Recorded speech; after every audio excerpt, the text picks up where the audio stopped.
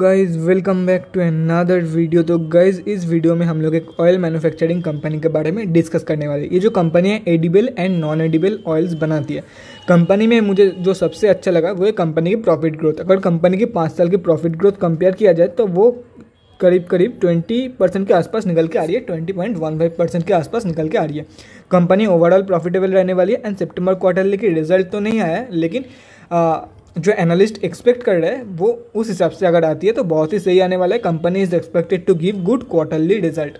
उसके साथ साथ अगर सितंबर क्वार्टरली की जो शेयर होल्डिंग पैटर्न है उसके बारे में बात करें, शेयर होल्डिंग पैटर्न पब्लिक हो चुकी है लेकिन अभी तक रिजल्ट नहीं आया। एफआईआईज ने फ्रेश एंट्री किया है, फ्रेश बाइंग किया है सितंबर पे। उन लोगों का 0% होल्डिंग था जून 2021 तक। अगर सितंबर क्वार्टर में देखा जाए तो उन लोगों ने जो है वो होल्डिंग इंक्रीज़ किया। अब कितना होल्डिंग इंक्रीज़ किया वो तो जब फंडामेंटल एनालिसिस डिटेल में करूँगा तब मैं आप लोगों को शो कर दूंगा।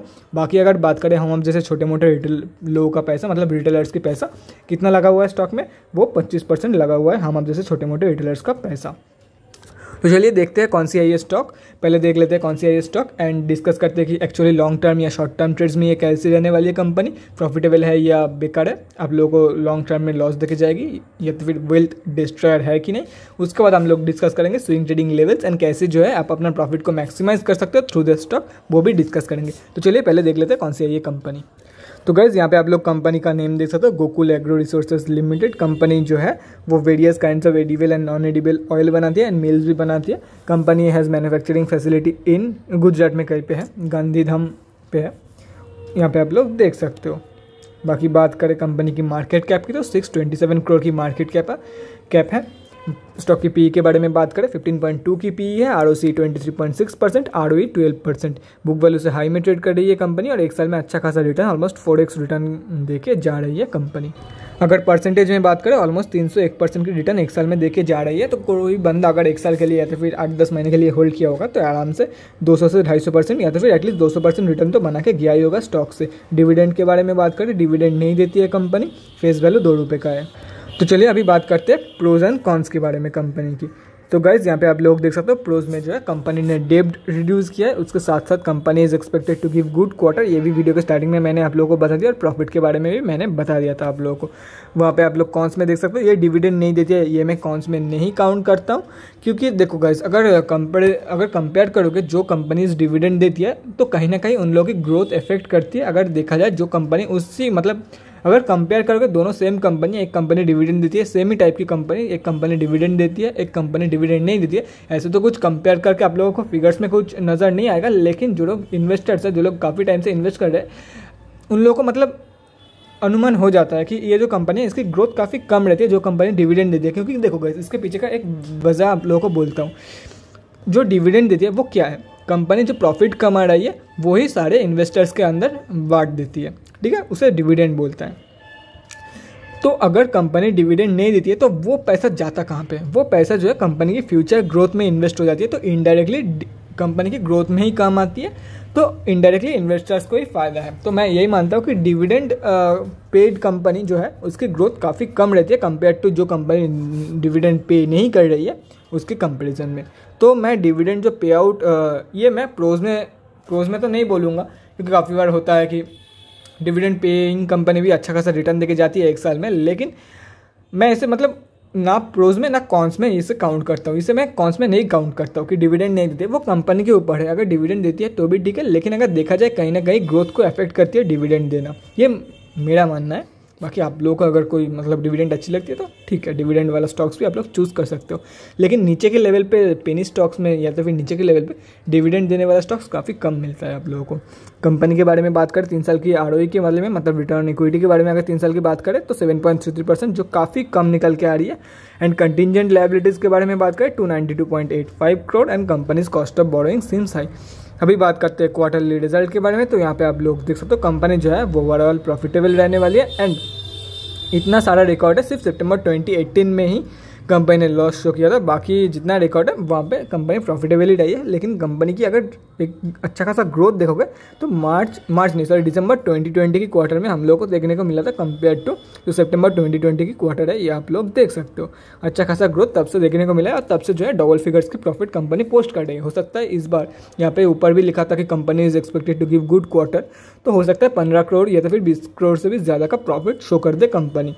प्रॉफिट के बारे में बात करें यहाँ पे आप लोग देख सकते हो ईयर ऑन ईयर बेसिस के प्रॉफिट, ज़्यादा पुराना कंपनी नहीं है लेकिन अगर ईयर ऑन ईयर बेसिस के प्रॉफिट के बारे में बात करें तो कैसे यहाँ पे आप लोग देख सकते हो कंपनी करंट टाइम में 41 करोड़ की प्रॉफिट शो कर रही है। अभी तो 5 महीना या तो फिर 4 महीना अप्रॉक्सीमेट बाकी है 2022 की फाइनेंशियल ईयर खत्म होने में। हो सकता है ये 50 या तो फिर 60 करोड़ की भी आंकड़ा पार कर दे और करेंटली इंटायर 2021 फाइनेंशियल ईयर से ज़्यादा का प्रॉफिट शो कर रही है। बैलेंस शीट के बारे में बात करें, कंपनी के पास जो डेब्ट है वो कंट्रोल्ड है, कंट्रोल डेब्ट है कंपनी के पास, इतना ज़्यादा कुछ ज़्यादा नहीं है जैसे कि मार्च 2020 में था कि बोरोइंग मतलब रिजर्व जो है वो बोरोइंग से काफ़ी कम निकल के आ रही थी। लेकिन अभी कंपनी के पास जो डेब्ट है उसके कंपैरिजन में रिजर्व काफ़ी ज़्यादा है, तो कंपनी अच्छा खासा मतलब डेब्ट कंट्रोल में है कंपनी की।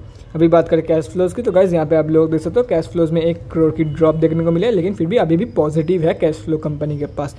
13 करोड़ की पॉजिटिव कैश फ्लो है कंपनी के पास। शेयर होल्डिंग पैटर्न के बारे में बात करें तो गाइस यहाँ पे आप लोग देख सकते हो जो पब्लिक की होल्डिंग है वो 29.83% है। यहाँ पे बड़े रिटेलर्स का भी पैसा लगा हुआ है स्टॉक में और जिसके बारे में मैं बात कर रहा था।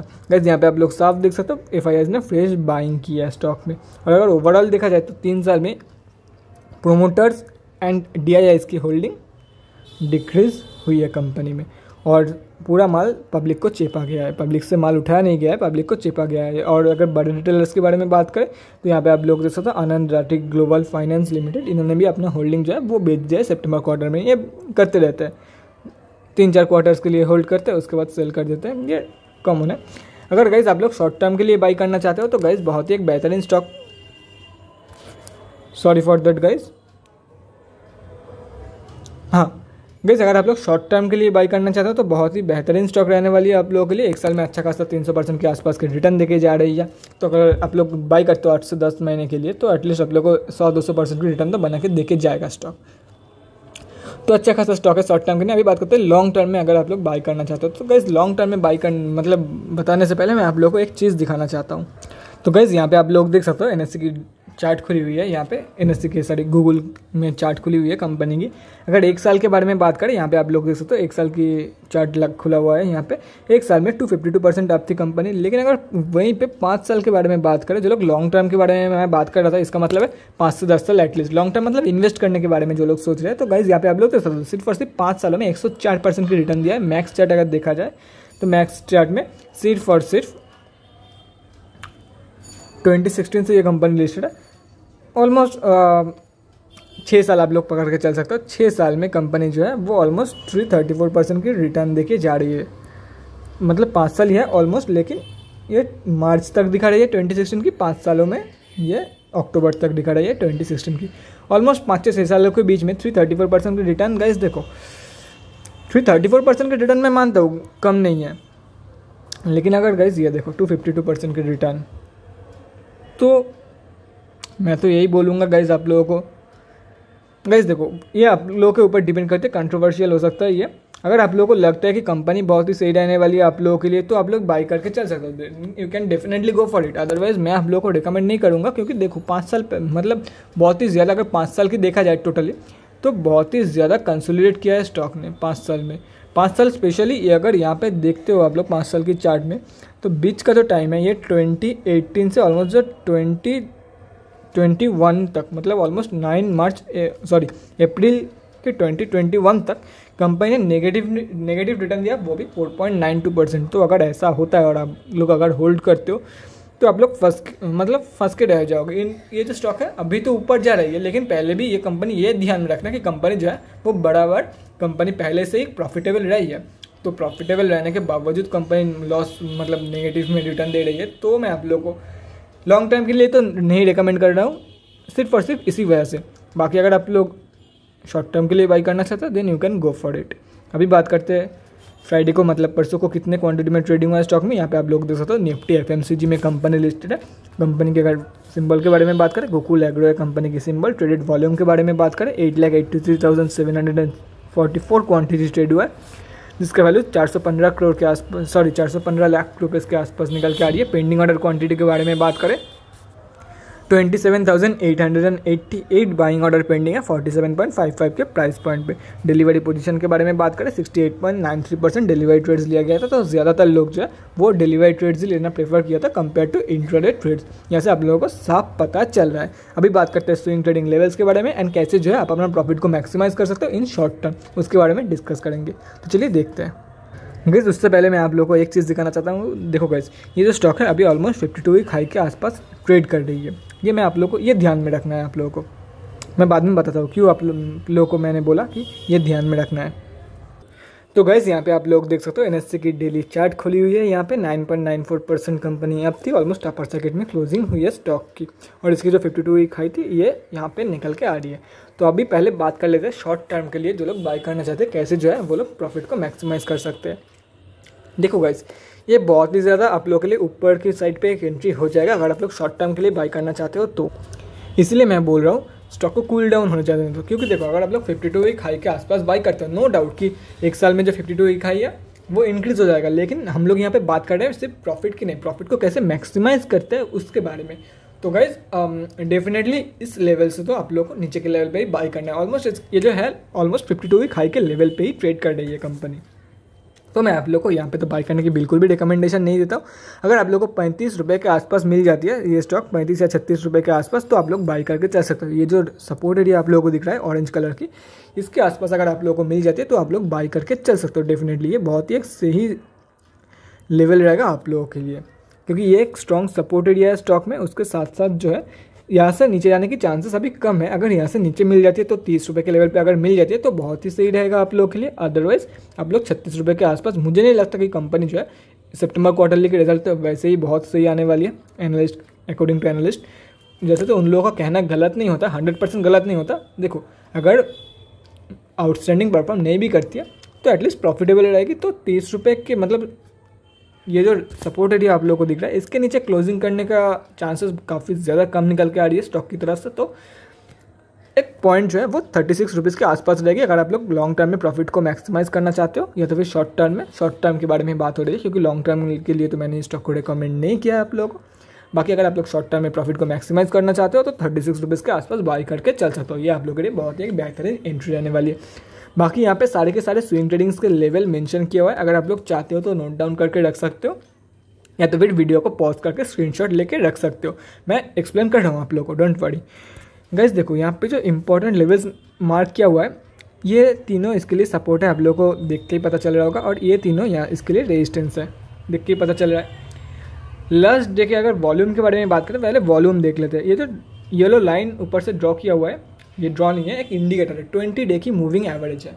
वॉल्यूम की 20 डे की मूविंग एवरेज है, ये 20 डे की वॉल्यूम की मूविंग एवरेज है। मतलब ये जो स्टॉक जो लास्ट दिन ट्रेड हुआ था अच्छा खासा एवरेज वॉल्यूम के ऊपर स्टॉक ने क्लोजिंग किया था। इससे हम लोग को साफ पता चल रहा है। अभी बात करते हैं गाइस आगे आप लोगों को क्या करना है।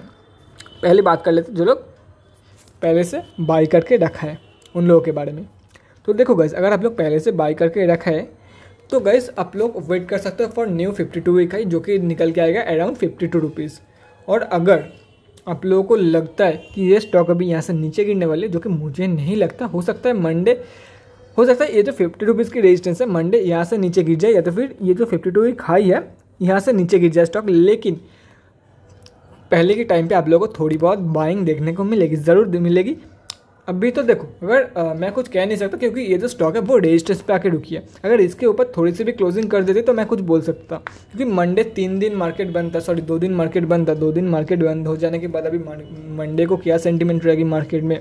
ओवरऑल अगर मार्केट के बारे में देखा जाए तो मार्केट गिर रही है।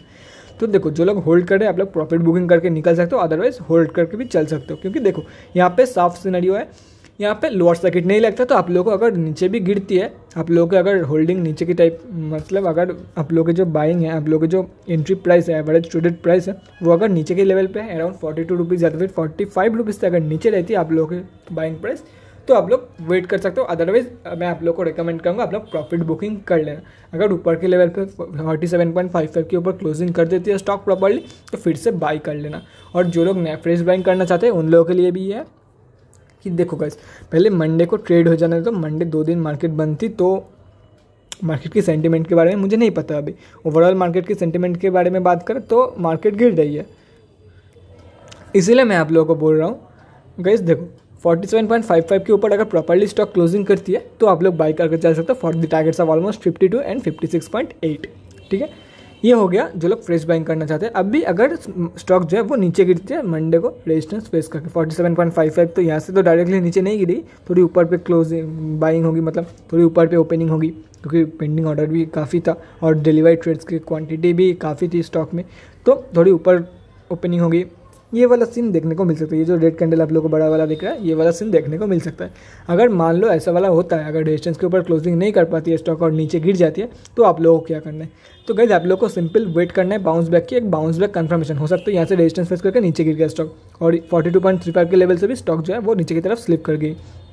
तो देखो 37 के नीचे जाने के चांसेस तो अभी काफ़ी ज़्यादा कम है, तो आप लोगों को मैक्सिमम चांसेस यही रहेगी कि यहाँ से बाउंस बैक या तो फिर यहाँ से बाउंस बैक देखने को मिल जाएगी आप लोगों को। ठीक है, अगर यहाँ से बाउंस बैक देखने को मिलती है, और गाइस ये टोटली डिपेंड करती है सितंबर क्वार्टरली के रिजल्ट के ऊपर। अगर लॉस दिखाती है कंपनी तो आप लोगों को 30 रुपये के काफ़ी नीचे की लेवल देखने को मिल सकती है स्टॉक में। बाकी मुझे नहीं लगता कि लॉस दिखाएगी। अभी फंडामेंटल्स को छोड़ देते हैं, फंडामेंटल्स को मारो गोली, अभी टेक्निकली बात करते हैं। अगर यहाँ से कंपनी जो है रेजिस्टेंस फेस करके यहाँ से बाउंस बैक शो करती है 42 के लेवल से, तो बाउंस बैक कंफर्मेशन के बाद एंटर करना है आप लोग कि ये जो स्टॉक है बाउंस बैक कंफर्म कर दिया, अब नीचे नहीं जा सकती है स्टॉक, ऊपर की तरफ मोमेंटम या तो फिर स्पीड आप लोग बोल सकते हो पकड़ लिया है स्टॉक। अगर ऊपर की तरफ बाउंस बैक कंफर्म हो जाती है, मतलब अगर बाउंस बैक कंफर्म दे देती है कंपनी, बाउंस बैक कंफर्मेशन के बाद आप लोग बाई करके चल सकते हो for the targets of 47.55 and 47.45 and 51.90। ठीक है, और अगर मान लो 37 के लेवल से यहाँ से भी, मतलब ये जो लेवल है यहाँ से स्लिप करके नीचे के लेवल से बाउंस बैक दिखाती है, तो same again bounce back confirmation के बाद आप लोगों को एंटर करना है for the targets of 42.35 and 47.45। ये हो गया सारे swing trading levels and short term में कैसे जो है आप अपना प्रॉफिट को मैक्सिमाइज कर सकते हो।